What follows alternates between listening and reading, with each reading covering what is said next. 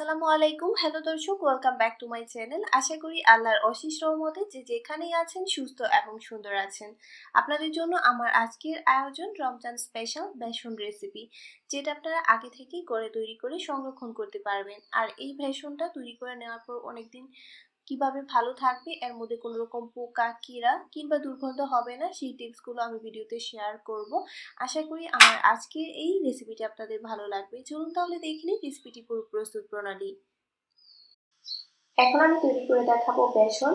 এর জন্য আমি নিয়ে নিচ্ছি প্রায় 2.5 কাপ পরিমাণ বুটের ডাল।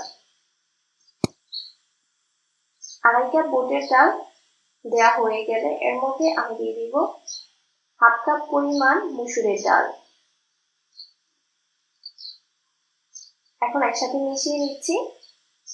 বেসনটা যাতে অনেকদিন পর্যন্ত ভালো থাকে এর জন্য আমি এগুলোকে মিডিয়াম লো হিটে হালকা একটু ভেজে নেব। চুলার আঁচটাকে মিডিয়াম টু লোতে রাখতে হবে। ঘড়ি ধরে আমি এটাকে 5 মিনিট ভেজে নেব। এইভাবে ভেজে নিলে বেসনটা অনেকদিন পর্যন্ত ঘরে রাখলে ভালো থাকে, আর ফ্রিজে রেখে তো 1 বছর পর্যন্ত সংরক্ষণ করা যাবে। হাত দিয়ে সহ্য করা যায় এরকম ভাবে ভেজে নিতে হবে। এখন এটাকে পুরোপুরি ঠান্ডা করে নেব। তারপর এটাকে আমি গুঁড়া করব। ঠান্ডা করে নেওয়ার পর আমি একটা ব্লেন্ডার জারের মধ্যে নিয়ে নিচ্ছি। অল্প অল্প দিয়ে ব্লেন্ড করে নিতে হবে। এখন এগুলোকে আমি ব্লেন্ড করে নেব। আর ব্লেন্ড করার সময় অবশ্যই 1 মিনিট ব্লেন্ড করে 2 মিনিট অপেক্ষা করতে হবে। এরকম ভাবে 4 থেকে 5 বারে এগুলোকে ব্লেন্ড করে নিতে হবে। এখন এগুলোকে আমি চেলে নেব। আর অবশ্যই খেয়াল রাখবেন একদম চিকন চালনি দিয়ে চেলে নিতে হবে, যাতে বেসনটা একদম মিহি হয়।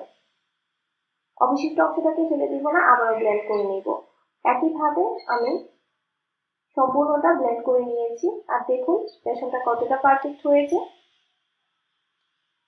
এটা আপনারা ফ্রিজে কিংবা ঘরে রেখে প্রায় 1 বছর পর্যন্ত সংরক্ষণ করতে পারবেন। আপনারা এইভাবে বেসনটাকে তৈরি করলে অনেকদিন পর্যন্ত বেসনটা ভালো থাকবে, এর মধ্যে কোনো রকম পোকা কিংবা কীড়া হবে না। আর এটা আপনারা যে কোনো এয়ারটাইট কন্টেনারের ভিতর ভরে 1 বছর পর্যন্ত নর্মাল ফ্রিজে রেখে সংরক্ষণ করতে পারবেন। আর নর্মাল টেম্পারেচারে রেখে 6 মাস পর্যন্ত সংরক্ষণ করা যাবে। রেসিপি নিয়ে কোনো কোশ্চেন থাকলে অবশ্যই আমাকে কমেন্ট সেকশনে কমেন্টস করবেন। আজকের মতো এখানে বিদায় নিচ্ছি। সবাই অনেক ভালো থাকবেন, সুস্থ এবং সুন্দর থাকবেন। আল্লাহ হাফেজ।